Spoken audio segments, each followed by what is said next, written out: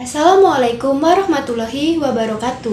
Dalam video ini saya akan menjelaskan kesimpulan dari beberapa organisasi, yaitu organisasi Muhammadiyah, Nahdlatul Ulama, Al-Irsyad, Persatuan Indonesia, dan Ahmadiyah. Video ini dibuat untuk memberikan pengetahuan kepada teman-teman dan untuk memenuhi tugas mata kuliah Sejarah Indonesia Pergerakan Nasional. Untuk dosen pengampunya yaitu Bapak Kuswono MPD. Dan saya Mariati dengan NPM 20220027. Baik, di sini saya akan menjelaskan tentang kesimpulan organisasi.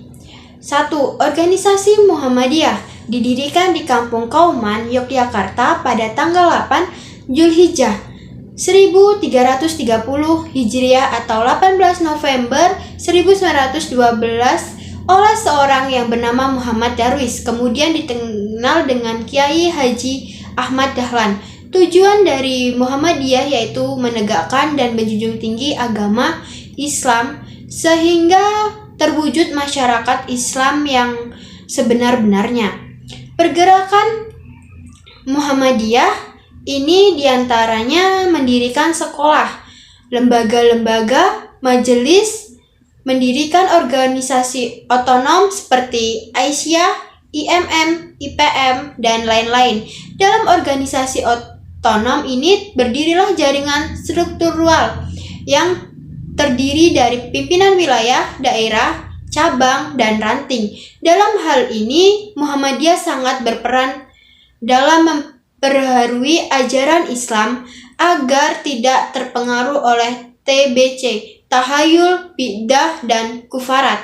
Dalam menghadapi peran dan menjalankan visi misinya, pastinya Muhammadiyah mengalami dan menghadapi tantangan ke depan yang menghadapi krisis masyarakat akibat modernisasi dan globalisasi dan lain sebagainya. Muhammadiyah ini sebagai organisasi kemasyarakatan yang berkiprah dalam konteks keagamaan yang bertujuan agar agama Islam tidak melenceng terlalu jauh dari ajaran yang dibawa oleh Nabi Muhammad SAW.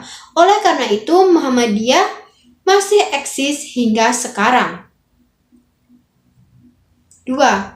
NU atau kepanjangannya Nahdlatul Ulama didirikan pada tanggal 31 Januari 1926 di Surabaya oleh Hadratus Syekh Hasyim Asy'ari, Kiai Abdul Wahab Hasbullah, dan Kiai Bisri Syahsyuri.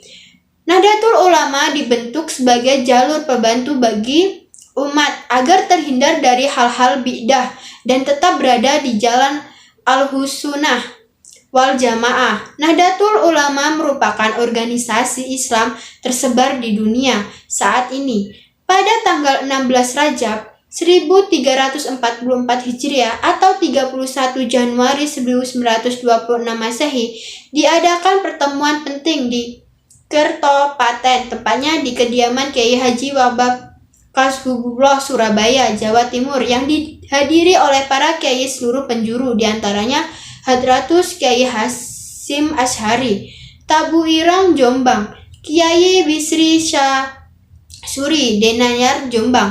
Nahdlatul Ulama bukan hanya sebuah organisasi yang menjadikan suatu barang untuk mewadahi, akan tetapi lahir sebagai organisasi yang menjadi pelapor dalam kemerdekaan Indonesia dengan mempertahankan hak dan menolak kebatilan. Nahdlatul Ulama ikut berperan dalam pergerakan nasional di Indonesia, dipengaruhi oleh kehidupan politik, sosial, ekonomi, dan pendidikan. Pada masa penjajahan Belanda dan Jepang, adanya proses kristenisasi, eksploitasi ekonomi, penanaman budaya dan barat ke dalam sekolah-sekolah di Indonesia, dan adanya stratifikasi sosial dalam masyarakat yang mengakibatkan para ulama bangkit dan merasa perlu ikut campur dalam menghadapi dan mengusir penjajah dari Indonesia. Pola perjuangan Nahdlatul Ulama pada masa penjajahan Belanda dan pendudukan Jepang sudah terrealisasi pada masa penjajahan Belanda. Nahdlatul Ulama menolak usulan agar anggotanya menjabat di dalam Volksrat. Pada masa pendudukan Jepang, Nahdlatul Ulama lebih memilih bersikap kooperatif dengan memanfaatkan isu kolaborasi dengan pemerintahan Jepang. 3. Al-Irsyaad merupakan suatu perhimpunan lembaga yang muncul dari adanya segolongan umat keturunan Arab Alawi yang masih menganggap derajat sosialnya lebih tinggi dari golongan Arab yang bukan dari keturunannya. Saya termasuk juga merambah ke Jawen di Indonesia. Ini terjadi pada tubuh perhimpunan Jamiat Khair sehingga memunculkan sosok yang juga syekh menentang terhadap adanya penggolongan manusia, yaitu Syekh Ahmad Surkarti. Beliau berpendapat bahwa manusia sama di hadapan Allah Subhanahu wa Ta'ala tanpa membeda-bedakan suku, ras, dan agama. Yang hanya membedakan hanyalah keimanan dan ketakwaan kepadanya. Perhimpunan Al-Irsyaad lebih telah memfokuskan perhatiannya pada bidang pendidikan Islam. Hal ini dapat dilihat berdirinya cabang-cabang Al-Irsyaad di beberapa pelosok tanah air dan telah mendirikan sekolah-sekolah mulai dari tingkat dasar sampai pada tingkat menengah. Berbeda dengan pondok pesantren yang menekankan penghafalan, masalah teologi dan hukum. Akan tetapi sistem pendidikan dan pengajaran mengutamakan pengajaran bahasa Arab agar murid-murid madrasah mampu memahami ajaran Islam yang komprehensif dengan baik. Demikian pula pada bidang keagamaan.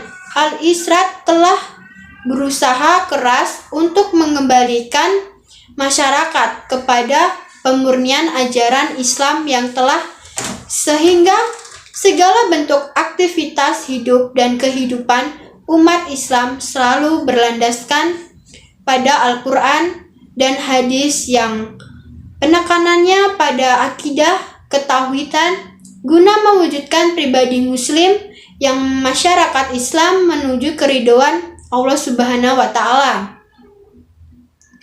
4. Persatuan Islam Persis merupakan salah satu organisasi pembaharuan yang muncul pada awal abad ke-20. Persis berawal dari suatu kelompok tadarusan di kota Bandung di bawah pimpinan Haji Muhammad Zamzam dan Muhammad Yunus. Sejak pendiriannya, Persis lebih menitik beratkan perjuangannya pada dakwah dan pendidikan Islam. Persatuan Islam atau Persis dilahirkan untuk meluruskan kehidupan masyarakat pribumi. Langkah tersebut diambil alih guna memberantas tradisi-tradisi lama yang masih bertentangan dengan ajaran agama Islam khususnya, sehingga akan melahirkan sebuah pembaharuan yang mengarah kepada pemurnian ajaran agama Islam.